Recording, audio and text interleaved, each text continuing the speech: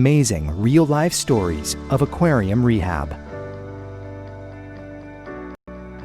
Ziggy Star is a female northern fur seal, and she was originally stranded on the west coast of California. She was rescued by our colleagues at the Marine Mammal Center. At that time, it was deemed that she was non-releasable. She had some pretty significant neurologic disease. Once the government deemed her non-releasable, it was determined that she needed a home. So we were able to provide her with that home here at Mystic Aquarium, and she came to us to live her life here with our other fur seals. My name is Erin Gibbons, and I'm the Assistant Supervisor of Cetaceans and Pinnipeds at Mystic Aquarium. My name is Chrissy Metzger, and I'm a trainer at Mystic Aquarium of Cetaceans and Pinnipeds. My name is Nicole. I'm a senior trainer at Mystic Aquarium, and I work with the Pinnipeds and Cetaceans. The role I play in Ziggy's life is the same as the other coworkers that I have. There's a Team Ziggy with myself, Jessie, and Chrissy, and Nicole, and we spend a lot of time with Ziggy. We monitor her pretty much 24 hours a day, 7 days a week. We're able to do overnight watches when we need to, but even when she's in a more stable way of life, we have to help her thermoregulate a little bit. She's not going to go enter the water as readily as other animals, so we really have to make sure that we're staying on top of her and making sure that she's perfect. Over the past several months, Ziggy had exhibited some seizure activity that required veterinary care and intervention. What we determined was, in order to get a better idea about what was going on in her brain, that she needed an MRI. So we took her to the Henry and Lois Foster Hospital for Small Animals at Cummings Veterinary Medical Center at Tufts University for an MRI with a neurologist. And we determined that she actually had an increased amount of fluid on her brain that was causing these seizures and these neurologic signs. So the problem with Ziggy is that she had what we call a non-hypertensive hydrocephalus. So there was this fluid that was very, very slowly building up in her brain, and it was making her brain completely disappear. So we cannot recover the brain that has already disappeared, but what we want that is to get worse.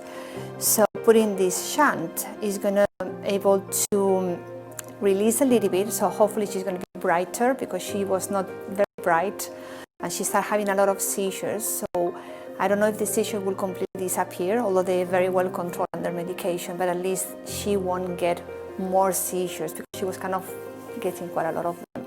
The main objective is to stop the disease from progressing, and hopefully we're going to even get a little bit of a reverse. So after consultation with the neurologist, with the veterinary neurologist, we determined that in order to reduce the fluid on her brain, the best chance for survival for Ziggy would be to take her to surgery.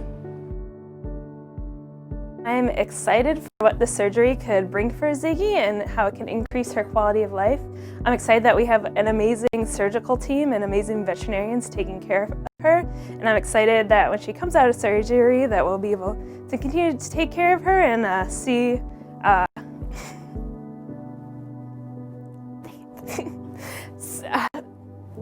what quality of life can bring for her. We've spent holidays with them and take care of them really closely, and Ziggy, I think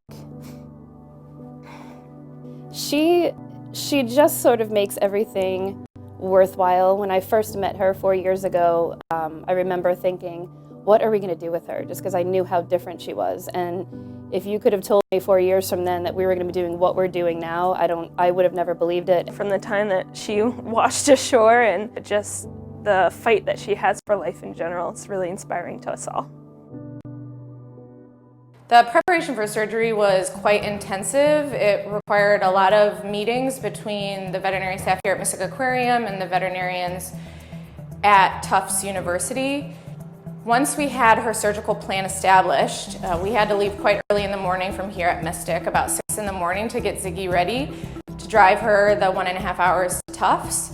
Once she arrived at Tufts, we had to do a bit of surgical preparation, so we had to shave a few areas on the back of her head, her neck, in order to facilitate the brain surgery that was going to happen. So we place a ventriculoperitoneal shunt on Ziggy. So basically it's a tube that goes from her brain, from the ventricles, all the way underneath the skin, all the way to her abdomen. So the excess fluid that she has in the brain can drain into the abdomen. Based on our research, this is the first time that this type of surgery has been done in a seal with this condition. It was challenging, but we were happy, and I think that everything went really well. After surgery, Ziggy had quite a prolonged recovery. This wasn't totally unexpected given the degree of neurologic impairment that she had before surgery, but during her recovery she did exhibit a few episodes of seizure activity that required treatment by Mystic Aquarium veterinarians. And basically for the next 5 to 7 days post-operative, she was quite sleepy and spent a lot of her time lying down. She required 24-hour care by veterinarians here at Mystic as well as her marine mammal trainers. And so we spent the night here with her every night at the hospital until she started to feel better.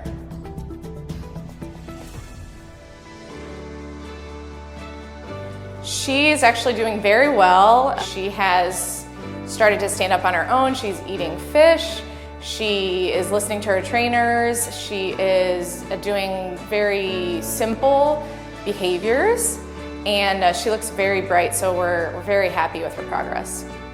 Just the collaboration and the lengths to which a facility will go to not only the Marine Mammal Center who rehabilitated Ziggy on the brink of death, brought her back, that Mystic Aquarium is going to go to the ends of the earth to ensure that she has the best possible quality of life.